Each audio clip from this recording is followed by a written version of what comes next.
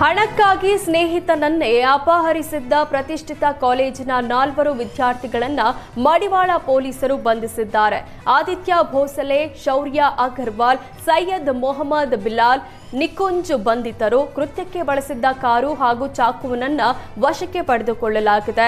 ಪ್ರಥಮ ವರ್ಷದ ಪದವಿ ವ್ಯಾಸಂಗ ಮಾಡ್ತಾ ಇದ್ದ ಒಡಿಶಾ ಮೂಲದ ಋಷಭ್ ಮೊಹಂತಿ ಬಿಟಿಎಂ ಲೇಔಟ್ನ ಹಾಸ್ಟೆಲ್ನಲ್ಲಿ ಇದ್ದ.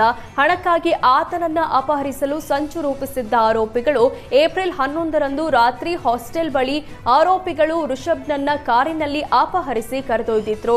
ನಂತರ ಜಯನಗರದಲ್ಲಿರುವ ಸೈಯದ್ ಬಿಲಾಲ್ ಮನೆಯಲ್ಲಿ ಇರಿಸಿ ಹಲ್ಲೆ ನಡೆಸಿದ್ದಾರೆ. ಬಳಿಕ ಲಕ್ಷಾಂತರ ರೂಪಾಯಿ ಹಣಕ್ಕೆ ಬೇಡಿಕೆ ಇಟ್ಟಿದ್ರು.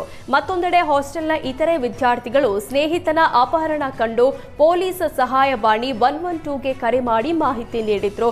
ಮಾಹಿತಿ ಆಧರಿಸಿ ಕ್ಷಿಪ್ರ ಕಾರ್ಯಾಚರಣೆ ನಡೆಸಿದ ಮಡಿವಾಳ ಪೊಲೀಸರು ಮೊಬೈಲ್ ಲೊಕೇಶನ್ ಆಧರಿಸಿ ವಿದ್ಯಾರ್ಥಿಯನ್ನ ರಕ್ಷಿಸಿದ್ದಾರೆ.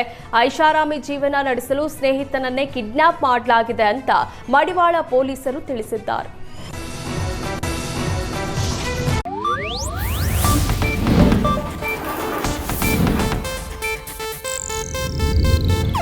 ಇದು ಏಷ್ಯಾನೆಟ್ ನ್ಯೂಸ್ ನೆಟ್ವರ್ಕ್ ಪ್ರಸ್ತುತಿ.